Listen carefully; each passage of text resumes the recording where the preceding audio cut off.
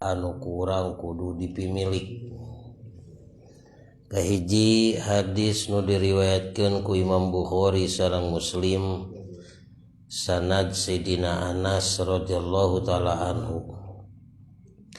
Dawahan junjunan alam Rasulullah sallallahu alaihi wasallam, salasun mangkunna fihi wajada halawatal iman. Tilu rupa perkara sahabat jalmana anu tilu rupa perkara ieu aya di manehanana. Wajada halawatal iman, maka pasti manggihan kana amisna iman. Kan urang teh iman ti baheula hayang karasa meureun amisna iman teh.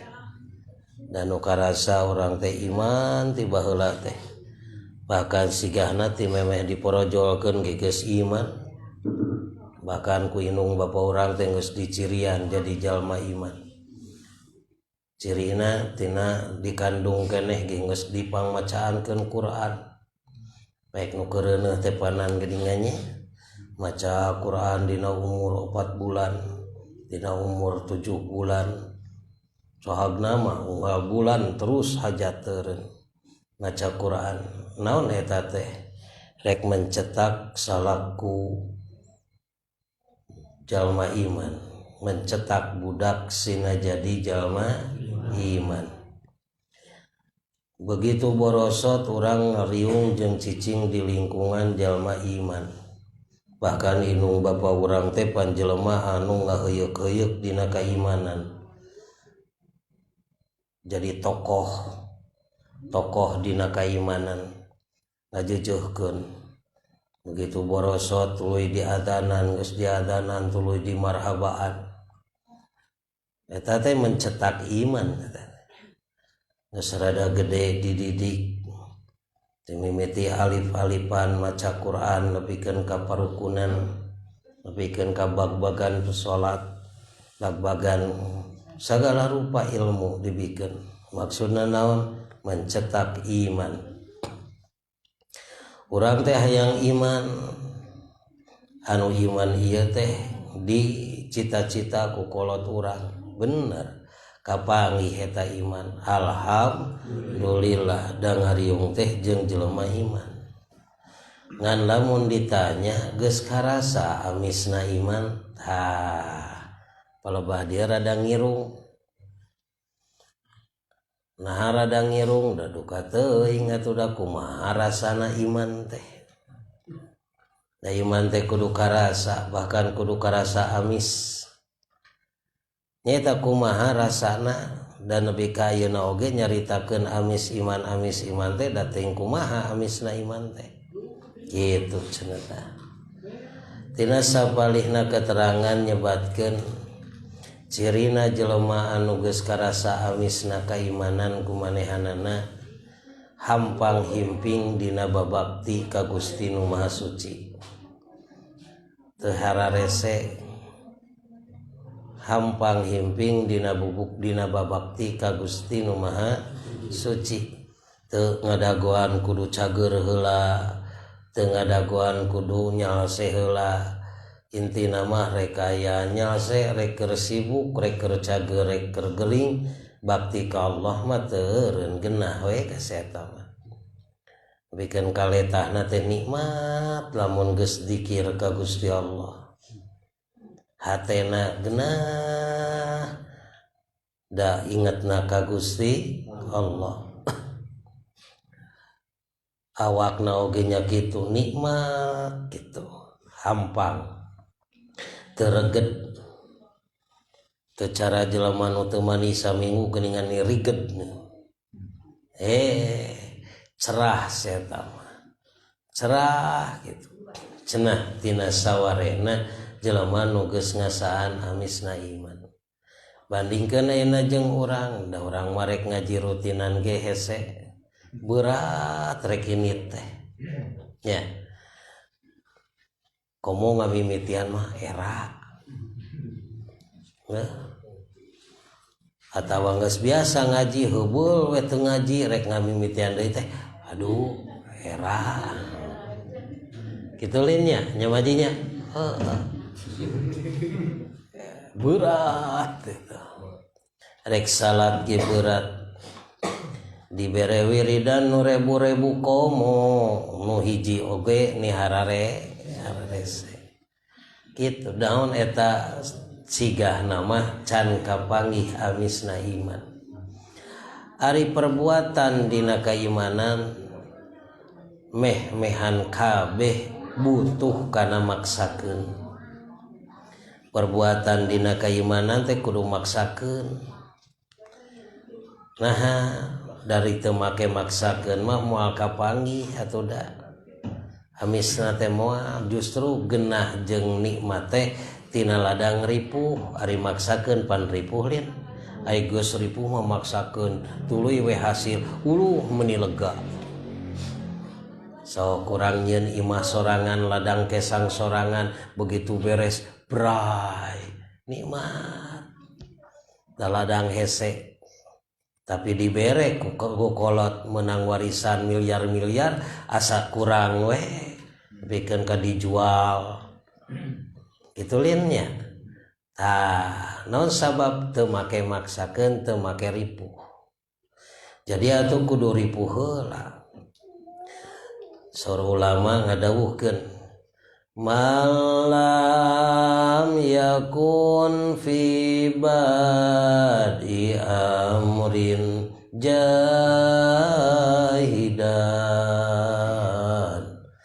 lam yalqa min hadid tariqati khardala malam yakun fi badi amrin jahidan siapapun yang di dalam urusan permulaannya dina mimiti segala rupa perkara rek praktek teu kungsi maksakeun maneh lam yalqa min hadit tariqati khardala maka dia tidak akan menemukan apa yang ditemui oleh orang para ulama moal kapanggih karasa amisna nikmat geningan ulama mah cicing dina kaimanan teh da ladang maksakeun naon sabab ulama geningan mun ngaji teh kudu dicepret wae tuluy we bisa ladang dicepret uluh bray nikmat karasana teh kitu lin tapi ladang teu hese kumaha lamun ladang teh hese ladang teh hese mah teu karasa nikmatna cara nu tadi menang duit ladang warisan jeung menang duit ladang usaha karasana sugema nu mana bener teu nah hari ladang usaha bet sugema sabab lut let kesang menang make maksakeun nah ari begitu nampak pamere warisan teh nisiga tu sugema bakating ku teu sugema hayang keneh tungtungna panan indungna dilaporkeun ke polisi ya leuwih panjelema zaman kiwari mah pajarkeun teh sertifikatna eueuh padahal mah teu kudu make sertifikat hakan we ku sia atuh eta taneuhna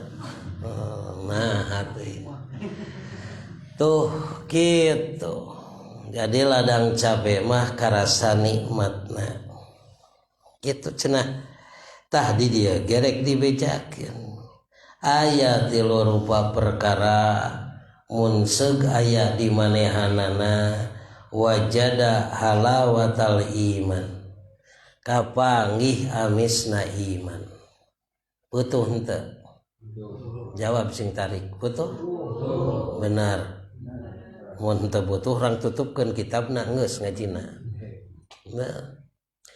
naon wae kahiji ayyakunallahu wa rasuluhu ahabba ilaihi mimma siwahuma kahiji Allah sareng rasulna kedah nu langkung dipika cinta ku manehanana batan saliyana tah ngomong nama amis eta teh babari enteng Allah jeung Rasul kudu nupang dipika cintana daripada yang lain.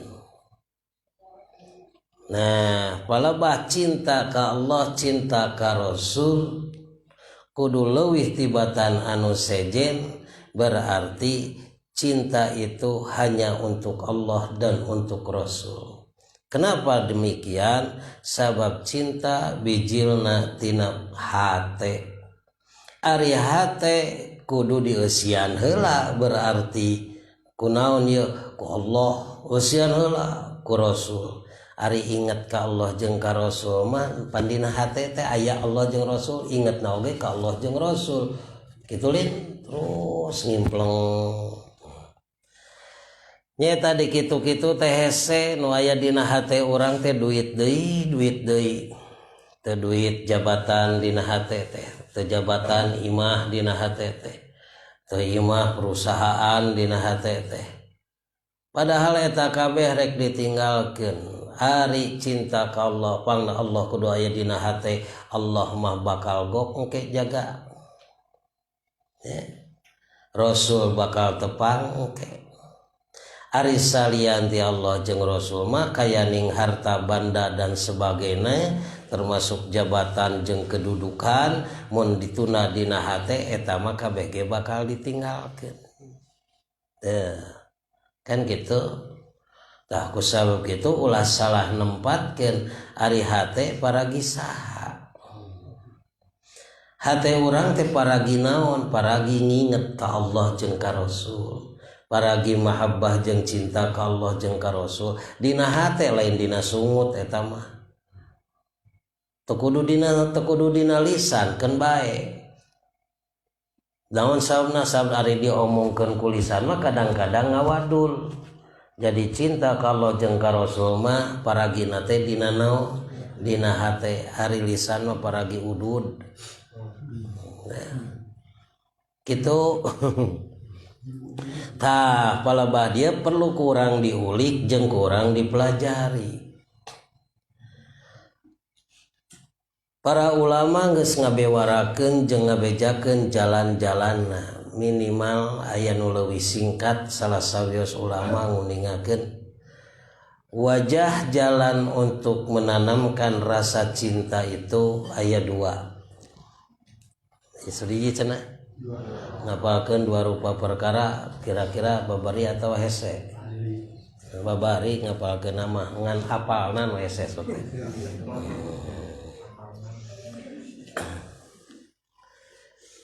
Aya dua jalan supaya menanamkan rasa cinta teh. Hiji jalanna teh ku mengingat kasampurnaan yang dicintai. Kudu apal kana sampurnana mahbub. Lamun urang hayang cinta ka Allah, cinta ka Rasul, kudu apal sampurnana Allah, sampurnana Rasul. Pangna urang daya simpati teh sabab teu apal sampurnana Allah, sampurnana Rasul. Sararasaan nu sampurna teh mil we. Jadi we sampurna naon? Da eta wae atuh matak ge leungit deui Allah teh, leungit teh Rasul teh, da teu apal kana sampurnana Allah, sampurnana Rasul. Non sabab jelema di urang teureun muludan teh hayang apal kasampurnaan di Kangjeng Nabi. Beh dituna hayang apal sampurnana Gusti Allah. Moal jadi ma'bud, moal jadi Tuhan, moal jadi pangeran, lamun teu sampurna. Allah teh zat nu maha sampurna, lahu sifatun kamalatun. Allah memiliki sifat-sifat kesempurnaan. Model kumahanya sampurnana, misalkan aya pertanyaan model kitu saeutik mah atuh sugan aya bocoran, gampang tong jauh-jauh mikiran. Ente boga panon ti iraha meuli. Ente boga ceuli ti iraha meuli. Sugan-sugan menang neangan ngorehan di kolomeran. Lain kehidupan orang sehari-hari kurang teu karasa eta naha ngagedean. Ari eta damelan saha ceuk urang teh, oh urang teh diciptakeun ku Allah nepi ka sampurna kieu damelanana sampurna netelakeun kanu ngadamelna maha sempurna kitu.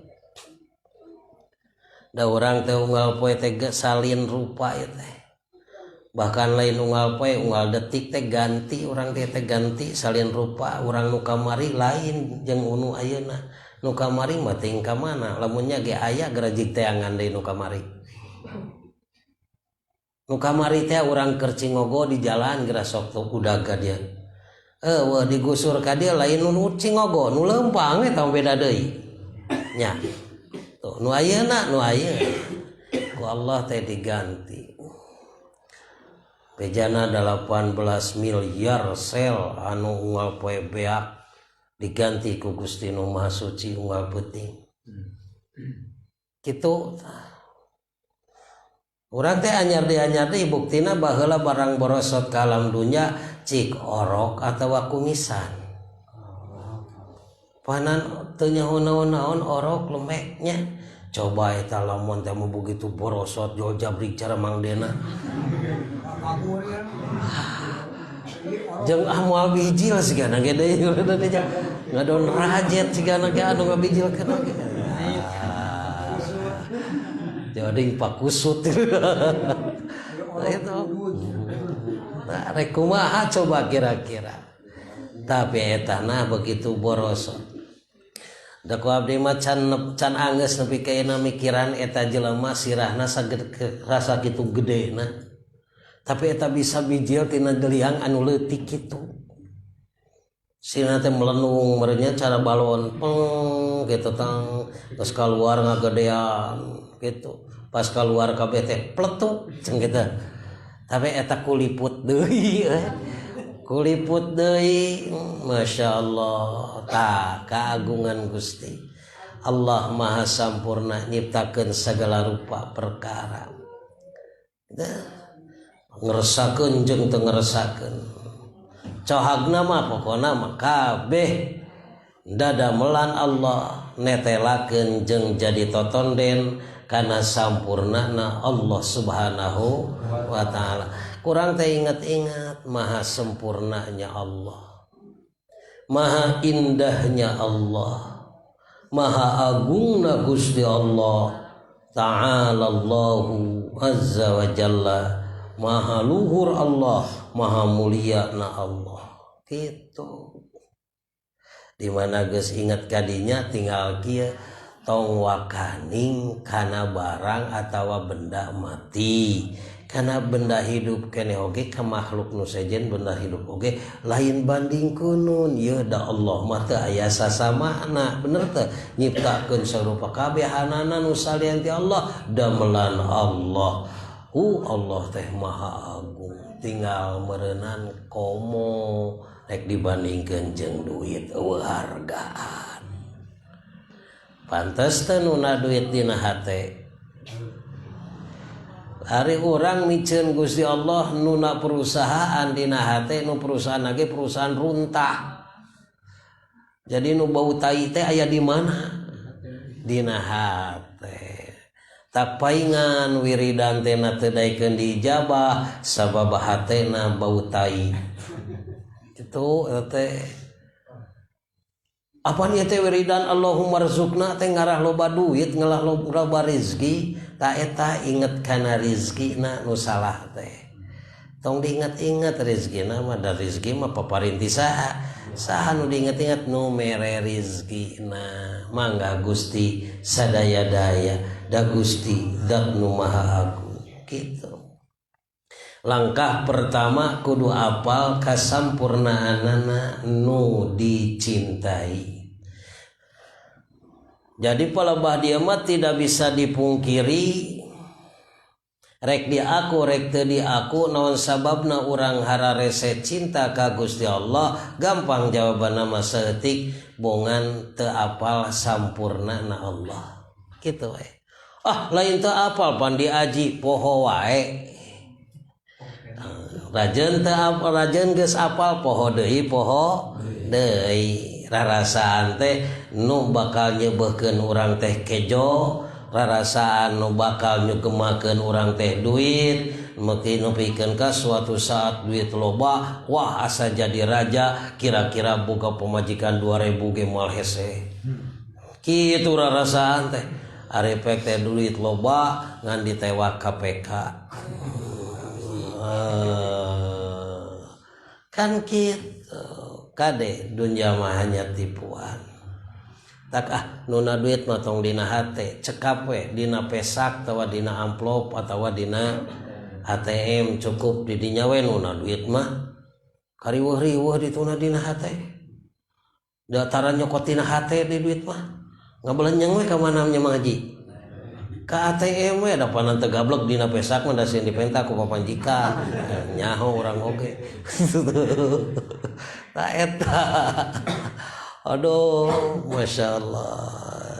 Sekali deh, cek tadi mun hayang kapanggih amisna iman wayahna Allah jeung Rasulna kudu pang dipika cinta na kumanehanana. Ari jalan hayang bisa cinta ka Allah jeung ka Rasul wayahna kudu apal heula kasampurnaan jalan kahiji. Jalan nu kadua minimalna ieu ngarah tertanam rasa cinta kanu kurang dicintai sing apal kana paparin jeung jasana. Teu ari apal kana jasa mah jeung kana paparinna. Sok sanajan sebenarnya mah lain kaituna kana pamerena.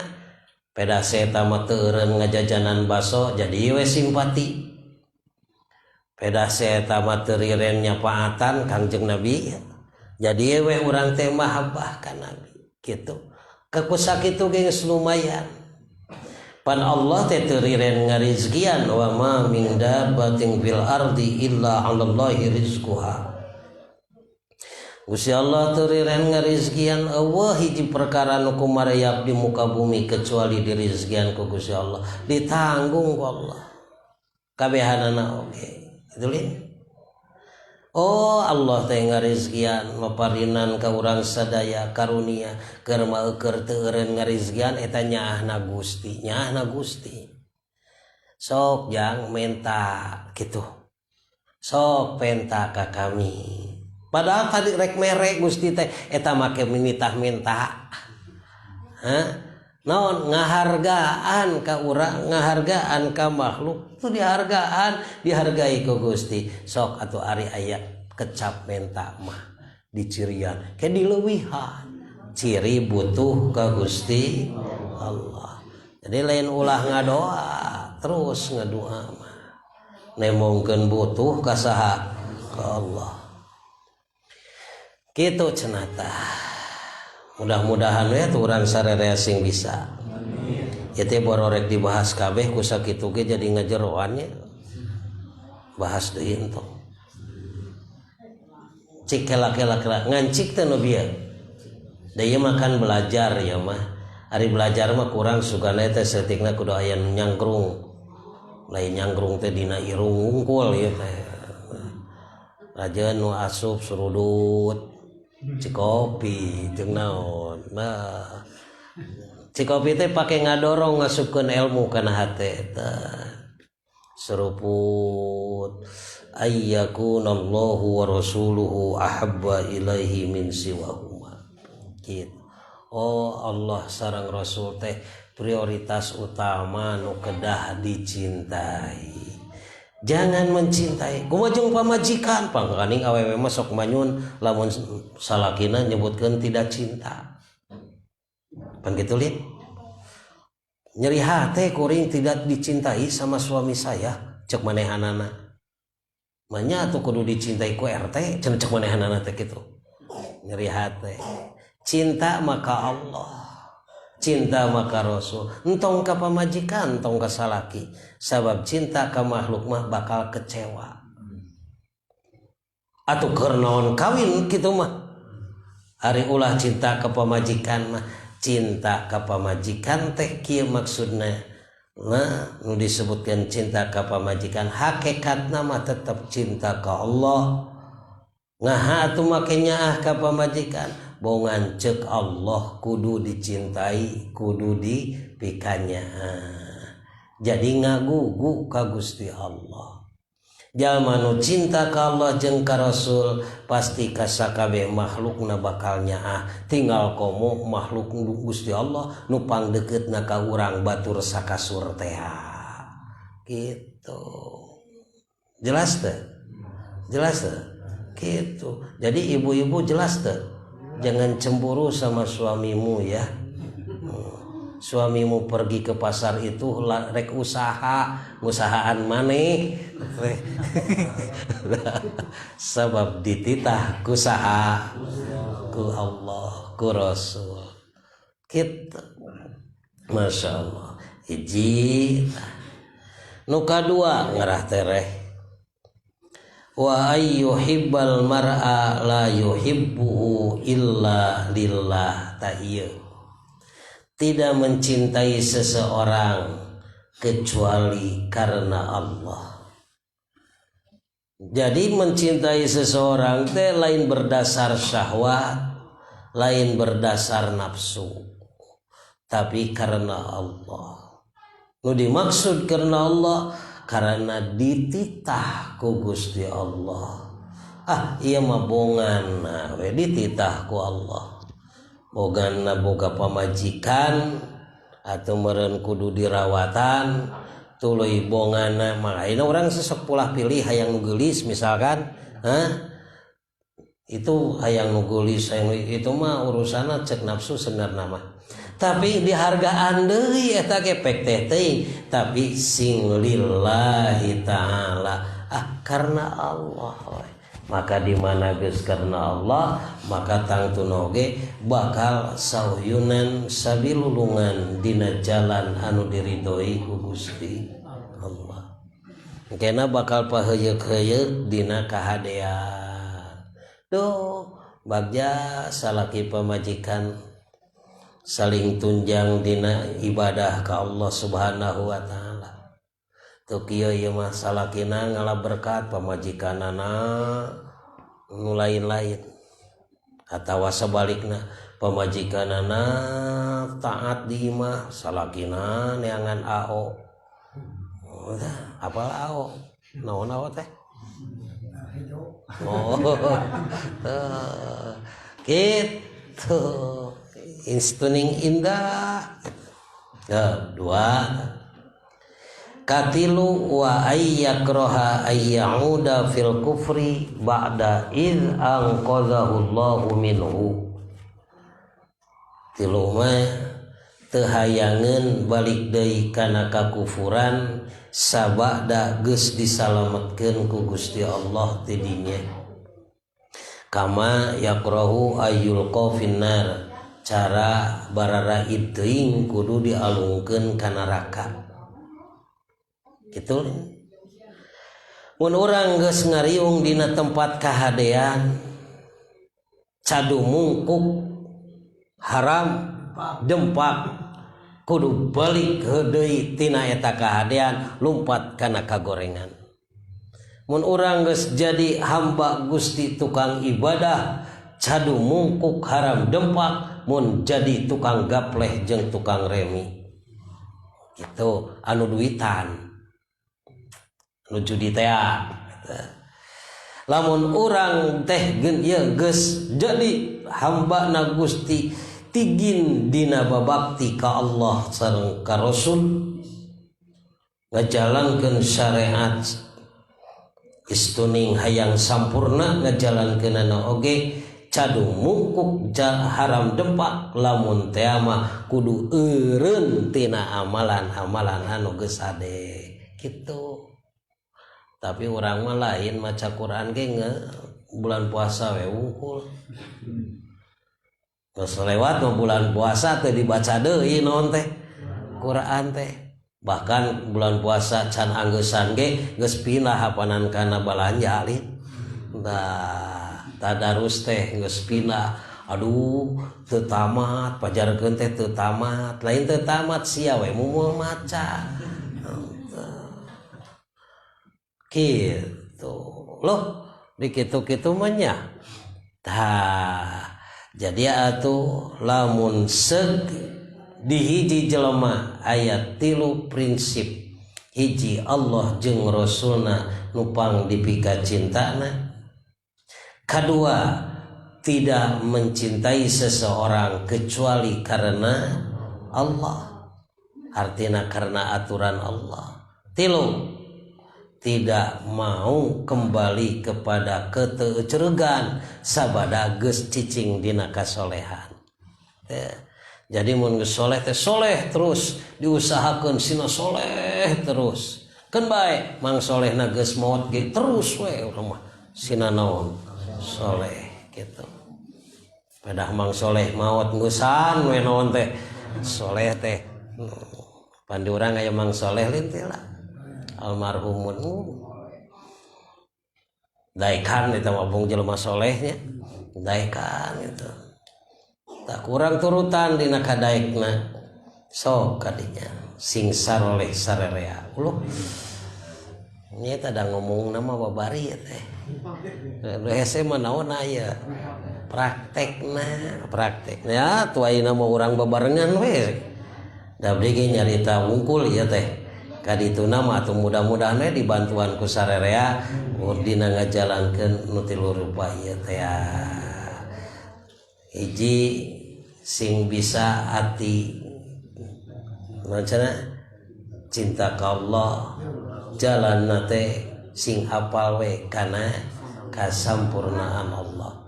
Kedua jeung papada sasama teh ngaheuyeuk dayeuh ngolah nagarana paengkeut-engkeutan teh karena Allah. Cintailah manusia karena Allah. Katilu geus disalametkeun ku Allah tina pamungkaran harana cadumungku haram dempak balik deui kana pamungkaran. Da sarerea teh urang teh tina teu nyaho pan bodoh heula urang ge keur budak mah pan serba teu apalin ayeuna mah geus kolot apal atuh ayeuna mah urang teh nungtut ulah balik deui ka budak kitu we lah ulah balik deui kana kabodohan baheula.